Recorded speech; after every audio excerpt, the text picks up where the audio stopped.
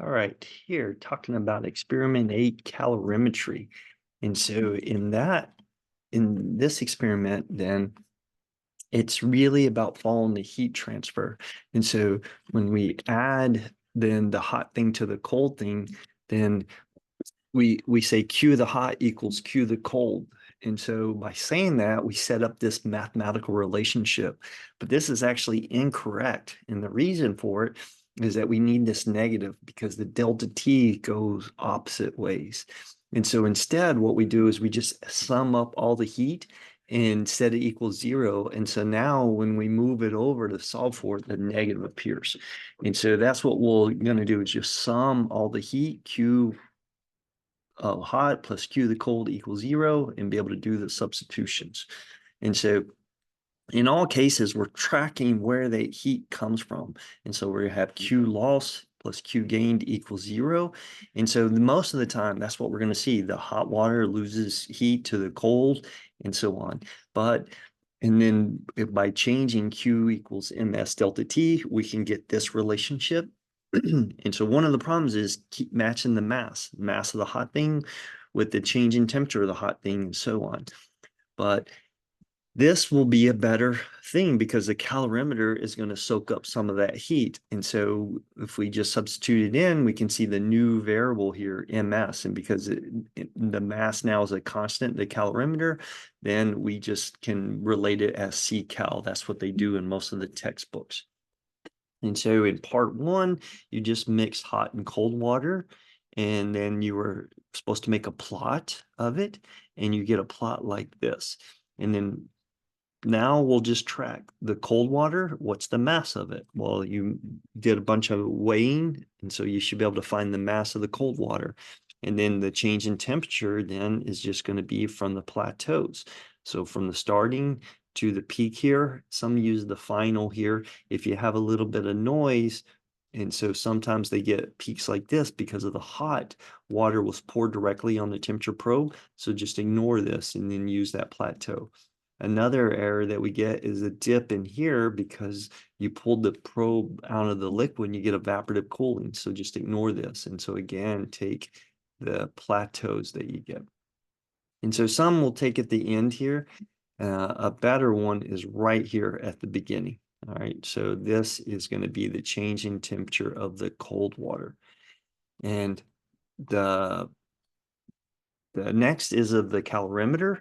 And so the mass, you know that when you weigh it first. And then from the change in temperature, it always follows what we're measuring with the temperature probe. And so then the last one is the hot. And so it's not showing the graph, you can show it, but you recorded that with the thermometer. And so you'll take from the same point that you're using that plateau from your reading with your thermometer, and that'll give you the hot.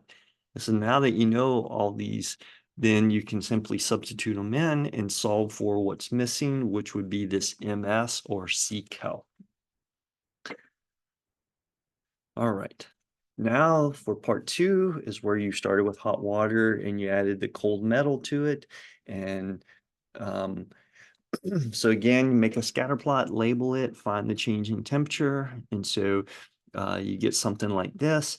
And again, you want to track the mass of the cold thing, the change in temperature of the calorimeter. And the calorimeter now is of the hot, right? Because we had hot water that cooled down. So these changing temperatures are the same. That's what you'll read off the graph. And you measure the air temperature.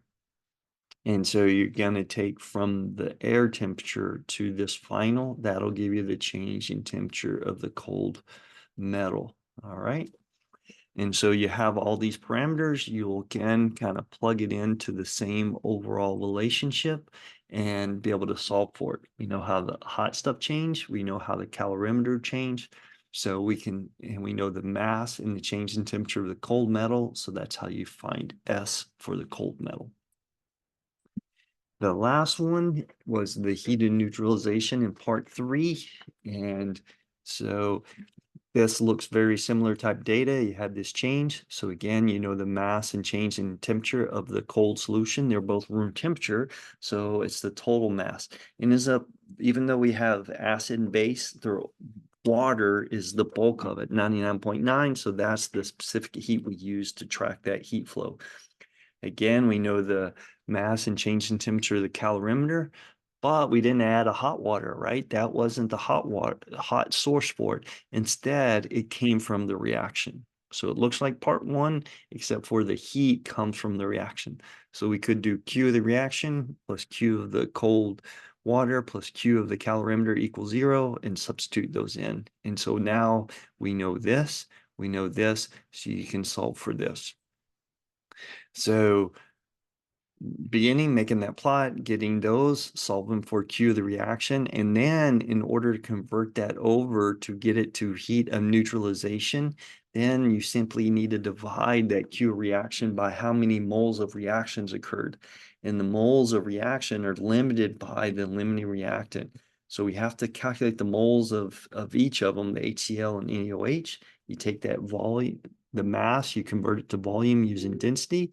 And then using that volume and concentration, we can get the moles of them and find how many moles of the limiting reactant. Okay, so a lot of pieces, but mainly keeping track of the mass and changing temperature for the different components. Hopefully it's not too bad.